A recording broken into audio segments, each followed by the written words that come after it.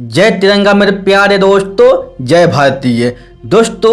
आज हम आप लोगों को बताने जा रहे हैं भारत के जासूस अजीत डोभाल जी की जीवनी। दोस्तों, अजीत कुमार डोभाल एक सेवानिवृत्त आईपीएस अधिकारी है।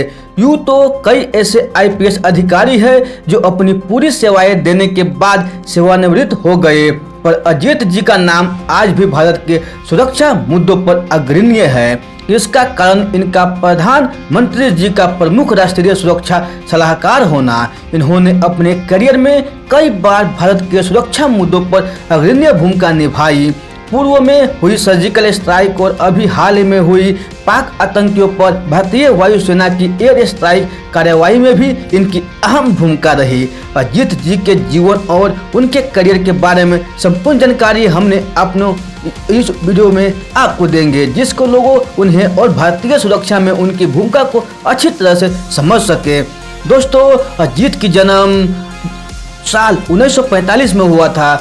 उनका जन्म उत्तराखंड के पौड़ी गढ़वाल नामक जगह पर एक गढ़वाल परिवार में हुआ था। इन्होंने इनकी शुरुआती शिक्षा अजमेर के मिलिट्री स्कूल से पूरी की और फिर इसके बाद इन्होंने आगरा विश्वविद्यालय से अर्थशास्त्र में एमए कर स्नातकोत्तर की उपाधि ली और फिर आईपीएस की तैयारी में जुट गए। अपनी कड़ी मेहनत के दम पर अजीत जी 1968 में आईपीएस के लिए सिलेक्ट हो गए। उन्हें अपनी प्रथम नियुक्ति केरल कैडर में मिली और यहीं से इनके करियर की शुरुआत हुई। दोस्तों, डोभाल जी के करियर शुरू तो एक आईपीएस अधिकारी के रूप में हुआ। यहाँ पर इन्होंने अपना बेहतरीन प्रदर्शन देते हुए आज ये 73 वर्ष की आयु में देश के राष्ट्रीय सुरक्षा सलाहकार के रूप में कार्यरत है। इनका शुरुआत से लेकर अब तक का करियर एक प्रकार है। जो दोस्तों, अजीत डोभाल ने अपनी शुरुआती कमान केरल कैडर में 1968 में संभाली।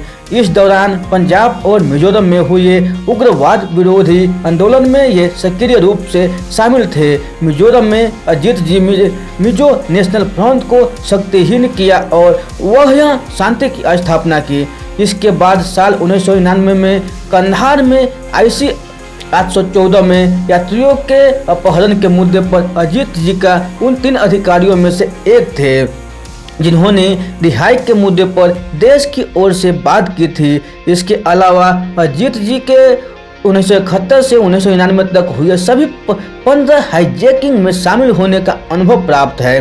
अजीत जी एक दशक से भी अधिक समय तक आईबी के संचालक विंग का नेतृत्व करने का अनुभव प्राप्त है। इसके अलावा अजीत जी को मिलिट्री एजेंसी सेंटर MAC और joint task force of intelligence के संस्थापक अध्यक्ष भी हैं।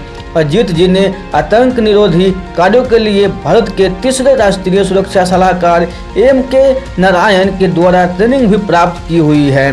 पंजाब में रोमानियों के रिस्कू के समय भी अजीत जी की भूमिका अहम थी। साल 1988 में ऑपरेशन ब्लैक थंडर के पहले इन्होंने स्वर्ण मंदिर में प्रवेश कर महत्वपूर्ण जानकारियां एकत्रित की थी।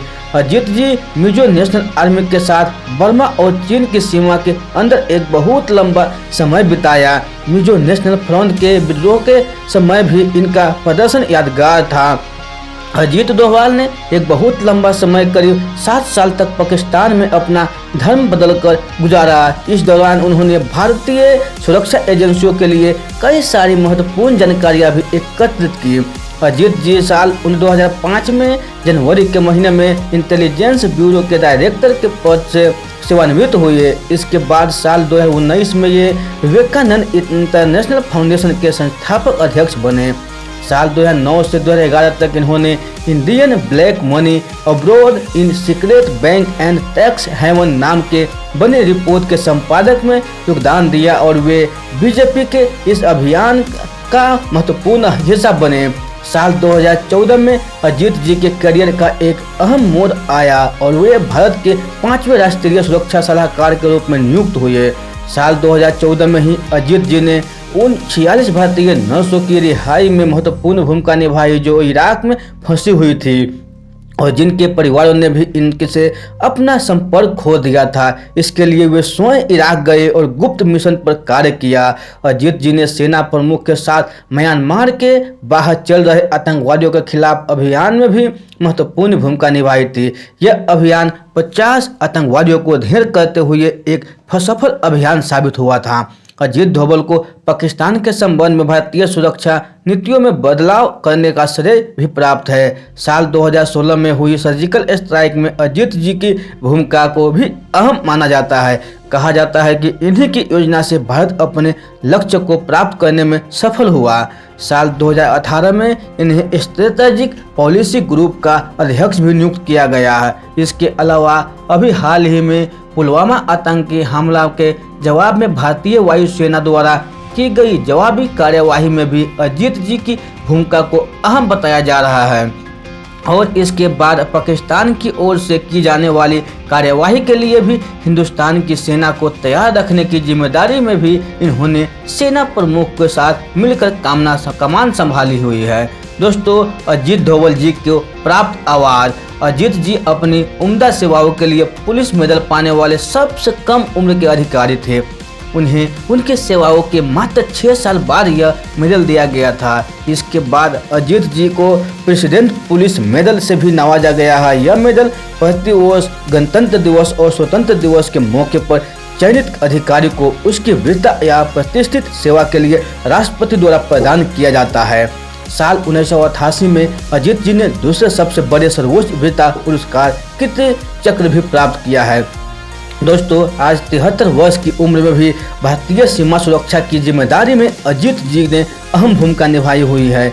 इस पद पर पहुंचने और इस जिम्मेदारी को उठाने के लिए उन्हें न जाने इम्तिहानों का सामना करना पड़ा होगा। हमारी सुरक्षा के लिए हमारे जवानों की शहादत तो अविस्मरणीय है। अजीत जी ने उन लोगों में से एक है जो सीमा पर न रहकर भी हमारी सुरक्षा के लिए साल में 12 महीने, सप्ताह में 7 दिन और दिन में 24 घंटे लगे हुए हैं। अजीत जी को प्रयासों और जज्बे को हमारा सलाम है। दोस्तों, ये बायोग्राफी आपको अच्छी लगी हो तो अपने दोस्तों के साथ जरूर शेयर कीजिएगा। तो फिर मिलते हैं ऐसे ही अगले बायोग्राफी में। तब तक के लिए आप खुश रहिए, सुरक्षित रहिए और अपने सेहत को अच्छी तरह से ध्यान रखिए और अपने परिवार से मिलजुल कर रहिए। और दोस्तों, आपका बहुमूल्य समय देने के लिए आप लोगों को मेरे दिल से धन्यवाद।